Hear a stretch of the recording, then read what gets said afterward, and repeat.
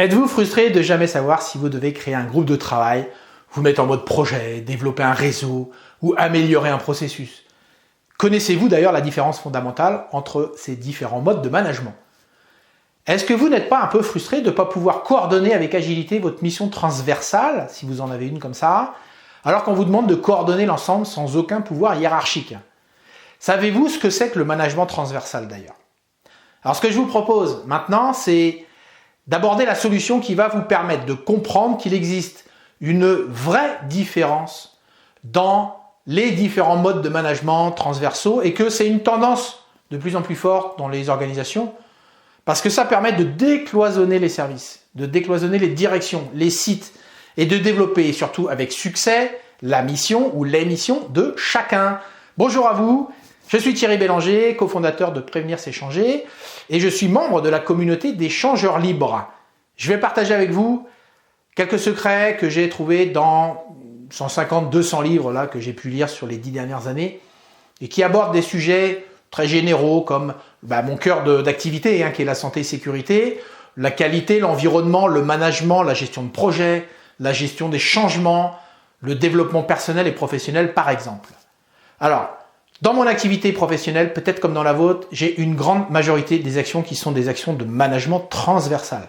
Je suis en fait régulièrement missionné sur des grands projets et mon travail consiste à réunir les énergies, les compétences de plusieurs personnes pour préparer un projet, le mettre en œuvre, le suivre et bien sûr évidemment l'améliorer. Alors dernièrement, j'ai lu un livre qui s'intitule « Les 5 clés du management transversal », c'est chez Dunod si vous le cherchez.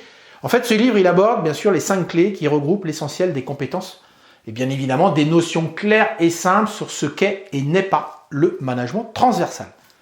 Donc, l'idée, c'est que je vais partager avec vous un chapitre qui m'a plu et qui explique les 4 grandes formes de management transversal. Alors, ce que j'ai retenu, ce sont les 4 différents modes de transversalité. En fait, il y a 4 grandes dynamiques. Il y a ce qu'on appelle la coopération des équipes ou la coordination des activités. Et ces 2 grandes dynamiques dépendent du facteur temps, qui est soit limité, soit durable. Alors ces 4 dynamiques-là, elles vont se combiner. Donc vous imaginez, vous faites une croix sur une feuille, avec en haut, vous écrivez la coopération des équipes. En bas, vous mettez la coordination des activités. À gauche, le temps est limité et à droite, le temps il est illimité.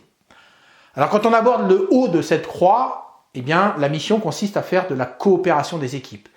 Si votre temps il est limité, donc vous allez à gauche, le mode de transversalité que vous devez privilégier, c'est le groupe de travail. Si vous avez un temps illimité, partez vers la droite, le mode sera plutôt le fonctionnement en réseau. Maintenant, si on part du bas, on trouve donc justement la coopération des activités. Si vous êtes à gauche limité en temps, votre mode sera le mode projet. Et si votre temps est illimité, eh bien vous pourrez travailler en mode processus.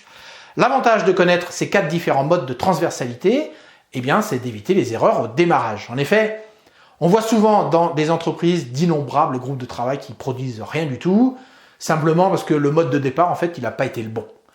Les modes, ils peuvent évoluer, bien évidemment, en fonction des résultats atteints. Voilà pour la lecture du jour. Pour continuer à voir et à découvrir d'autres lectures qui peuvent être passionnantes, si vous avez appris quelque chose, eh bien aujourd'hui, tant mieux pour vous. Si vous avez envie d'aller un peu plus loin, je vous ai préparé la suite. Elle se trouve juste en dessous. C'est sur un autre sujet, vous verrez, c'est complémentaire. Ça va sûrement vous permettre de compléter vos connaissances, en tout cas je l'espère. Donc n'hésitez pas à cliquer. En plus de ça, quand vous cliquez, vous vous inscrivez et vous devenez d'office les membres de la communauté des changeurs libres. Donc je vous dis à très bientôt pour une autre lecture.